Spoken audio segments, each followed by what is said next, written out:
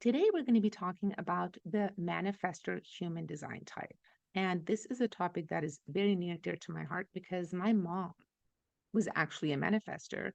And I didn't learn about human design until after she passed away. And it gave me so much of a better understanding of how she operated in the world. And I wish that my mom could have had this information. So I'm excited to share it with you, help you learn more about yourself if you are a manifester, and also for those of you that are not manifestors, to help you understand your loved ones that are manifestors better, because they are these uniquely impactful, beautiful beings that can be a little bit hard to read. And yeah, sometimes it makes people a little uncomfortable. So having a better understanding of the manifestor type is my hope for everybody that is listening or watching this. So the manifestor type are only 9% of the population, which makes them the second least common of the types. They are powerful, innovative beings. They are impactful. They are highly individual. And their aura is really hard to read sometimes. And this can make people a little bit uncomfortable. And we'll get a little bit more into those mechanics later in the episode. So, in quantum human design, manifestors are called initiators because they are here to start things. They're here to get the party started, to initiate other people into all kinds of things. And in BG5, which is the business branch of human design, they are referred to as innovators because they're innovative. They get these creative urges. They have this connection to the universe that is unique to them, and this comes through as urges to do something, to get something started. These are not necessarily verbal, they are more visceral feelings in the body, and they can seem completely like just out of the blue, totally left field. They can sometimes be really ahead of their time.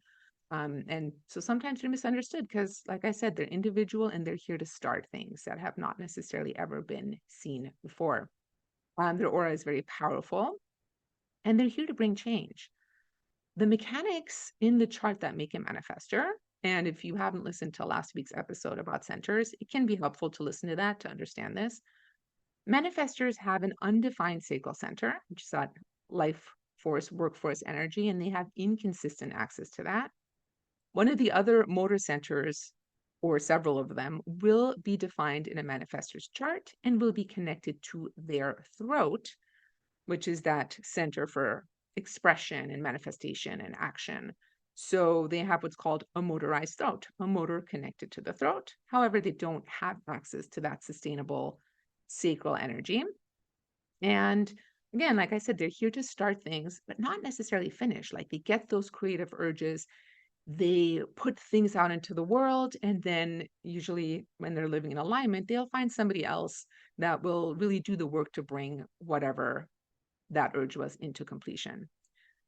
They crave freedom and they are very afraid of being controlled. And like I said, their aura is can be really hard to read. And because the aura is hard to read, it makes people want to control them a little bit. Their aura is so impactful on others, and when others don't know what's coming, other people are, oh my God, like, let me try to exert some control. And this is particularly true for young manifestors. Their parents try to exert a little extra level of control because they can't read their children and makes them a little bit uncomfortable. And this can make the manifestor go underground a little bit with their power, and it can make them a little bit secretive about what they're doing because they don't want other people to know because they're afraid other people will try to control them.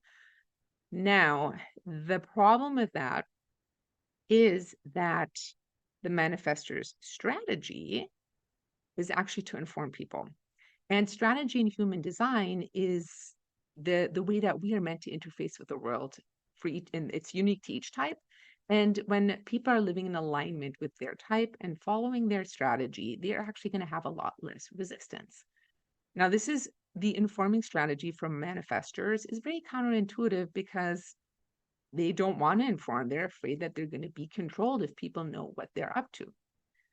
And I can't credit where I heard this from. So unfortunately, I can't give credit where credit is due.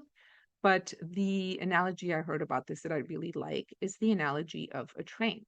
So when a train comes down the tracks, and it's tooting its horn, it is letting people know, here I'm coming, and you can either get out of the way, or you can get on the train. And that is basically what informing is. It's letting other people into their aura by informing them of, like, here's what's going to happen.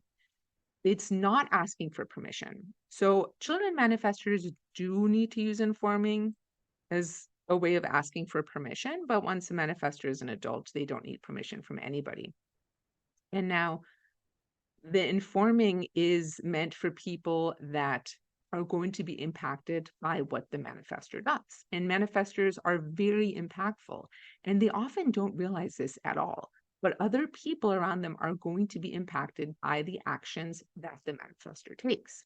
So it is a really good idea for manifestors to start making a list and becoming aware of the people that are going to be impacted by their actions. And this can be as little as, I'm going to the store, let me inform my partner that I'm going somewhere so they don't wonder where the hell I went. And this can be as big as, like, I'm going to create this really big thing and I want you to know about it because it's going to impact you.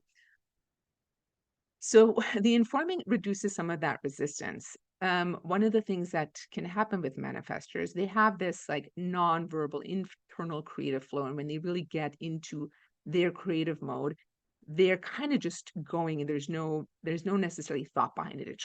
It flows through them. It is really a flow. And when they get interrupted in that flow, it can really stop the energy and can be very like, can even cause them to, can really create anger. And we'll get more into that a little bit later in the episode.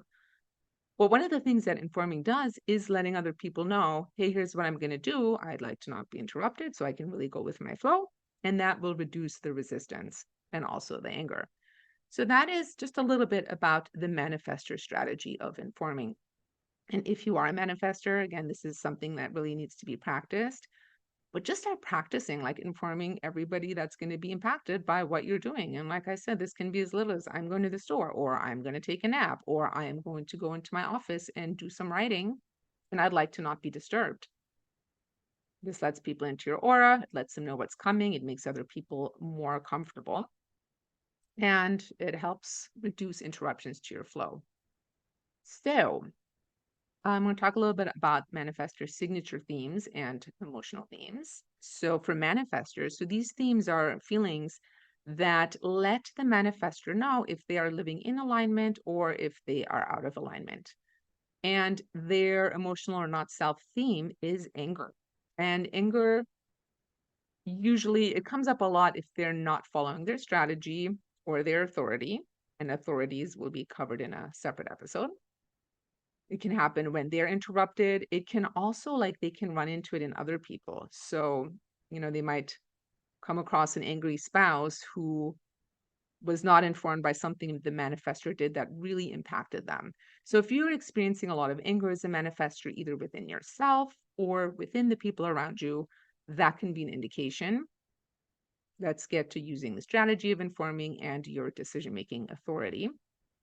And the signature theme, when you're living in alignment, or when a manifestor is really living in alignment, is peace. And this peace is very much, it's not necessarily the peace of, sitting in Zen meditation for an hour.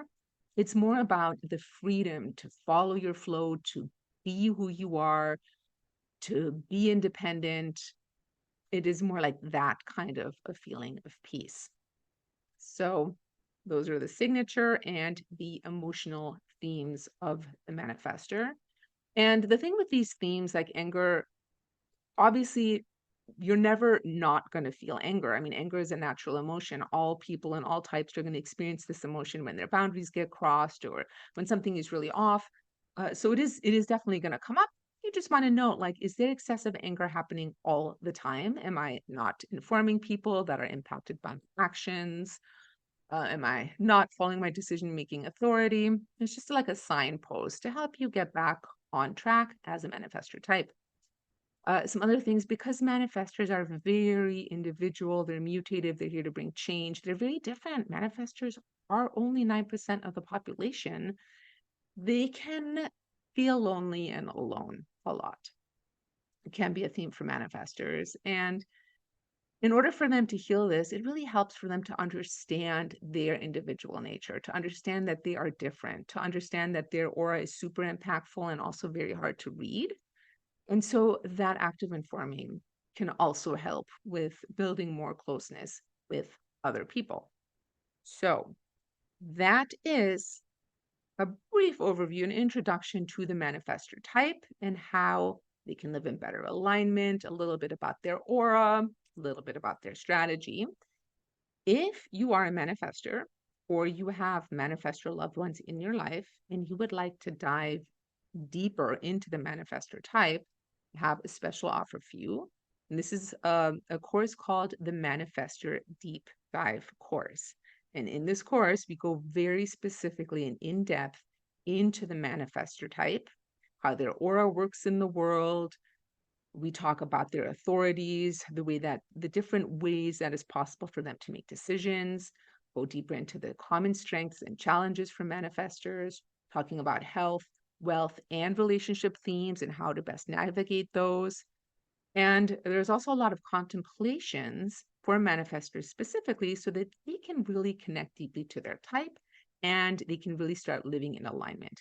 Because the thing with human design is there is a lot of information, and it is one thing to know information.